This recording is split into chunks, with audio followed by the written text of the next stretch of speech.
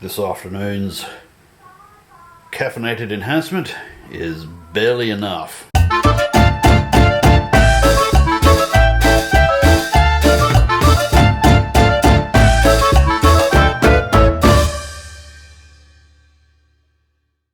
Time for an update on the Organised chaos.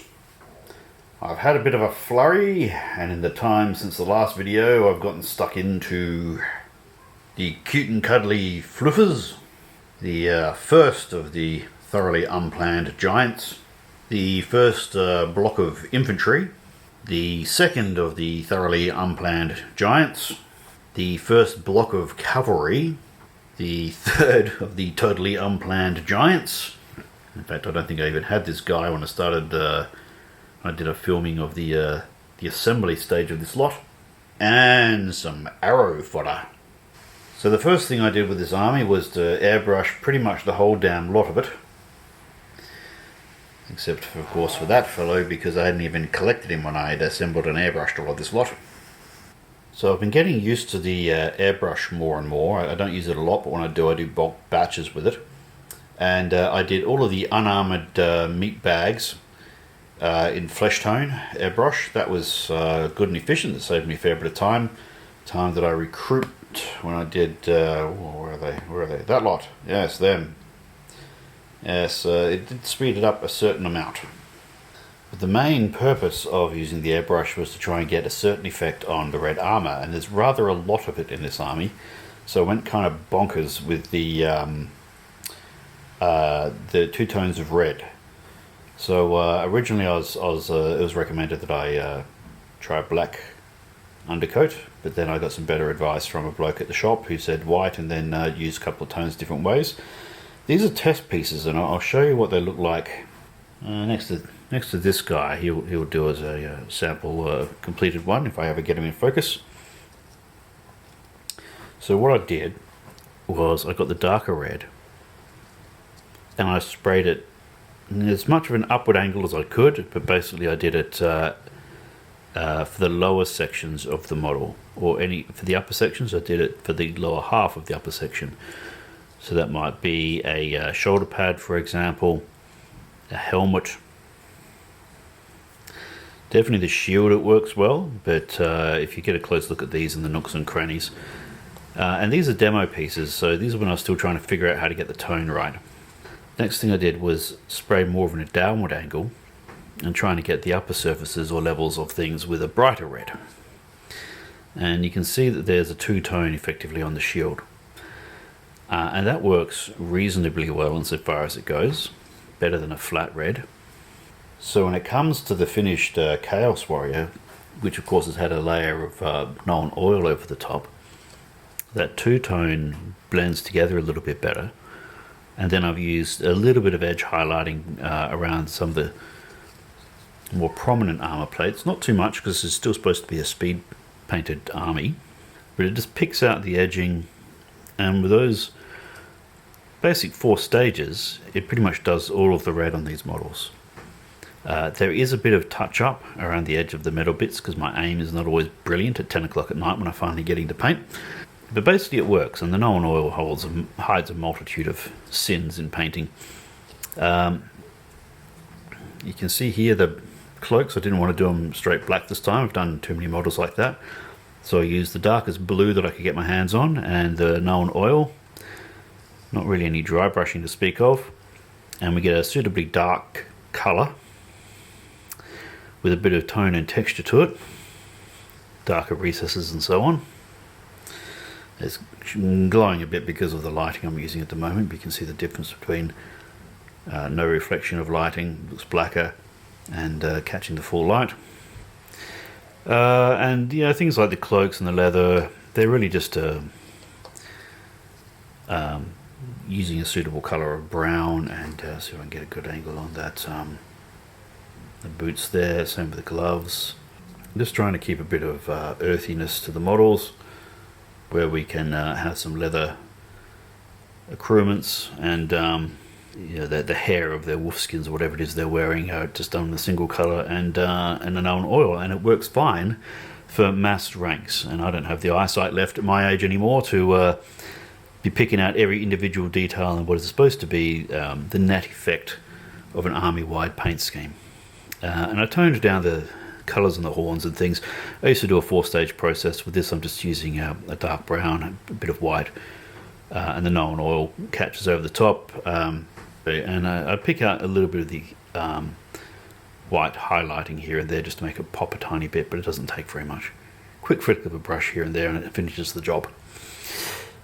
So that's the basic method of doing the whole army.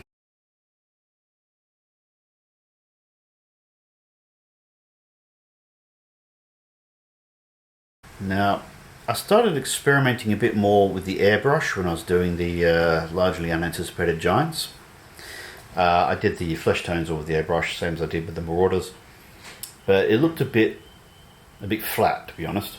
So because it looked a bit flat, I thought I'll put some texture and shading in it. So I got the airbrush out and did some red, mostly in places where either the skin is in shadow or where I thought it might be irritated, like around the wrist guards, the insides of the hands, back of the knees, insides of the elbows, that sort of thing. I did it on this chap and also on this guy, and you get a much more interesting tone of skin, and of course the Nuln Oil blends it again quite nicely.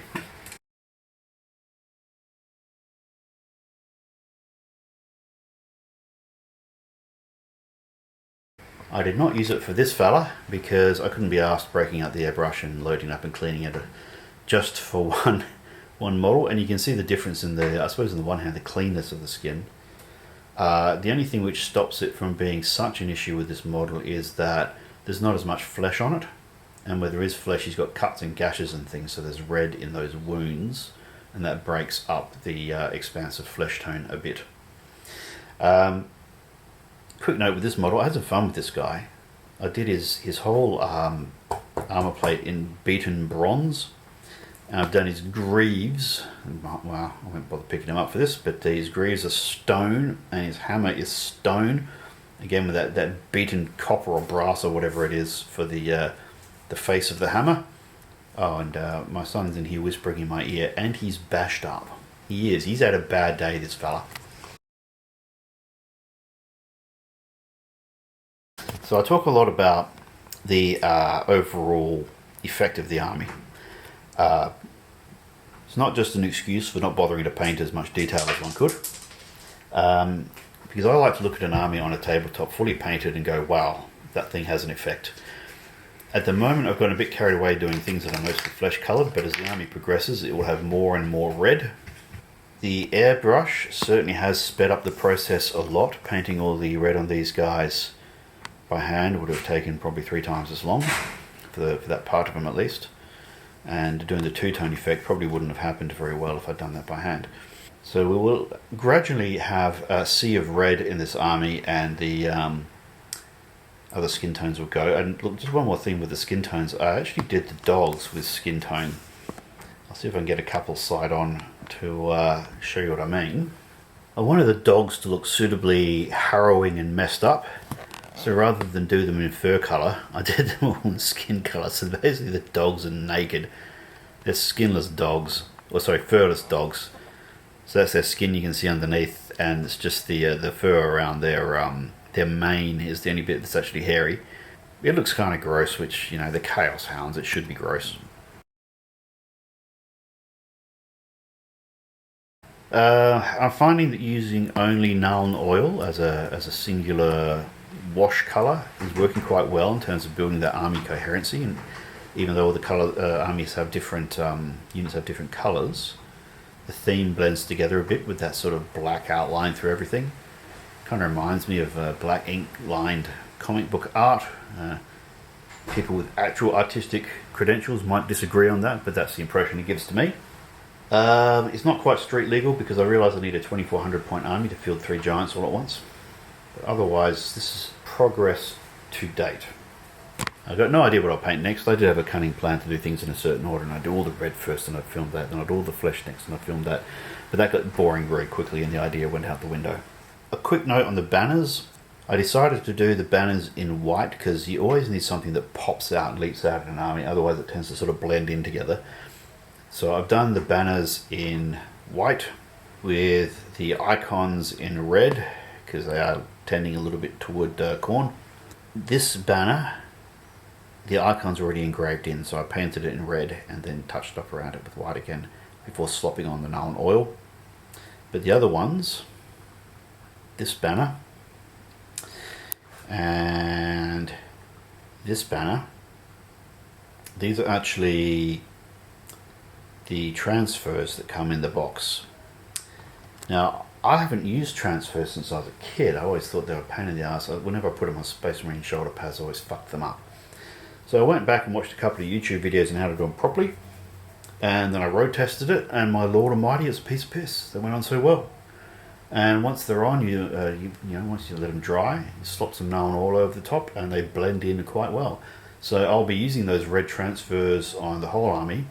So for the first time in a long time, I'll have an army where the standards for every unit are actually made of cloth with a transfer over the top. I didn't even bother doing transfers on the Dark Elves. I just painted the banners completely flat black, which, well, suited the army theme, so no dramas there. And the rest of my armies, their banners are actually made out of wood or steel or something, so they're not even cloth. There's nothing to put an actual painting on. But yeah, I was pleasantly surprised by how easy it is to do transfers even on wobbly shapes such as these crinkly banners. So that will, I think, really help bring the army together and make it pop at the same time and facilitate the overall army theme. So that's it for now. Once I've painted up another, I don't know, quarter or so of the army, I might check in again and show how the overall mass effect is coming along, and maybe even show some new pieces that I've painted of different types to what's here. But thanks for watching. Do feel free to click like, subscribe, make a comment, help the algorithm along. I'm very much enjoying painting this army, so there'll definitely be some more to come in the near future. But for now, time to call it a day.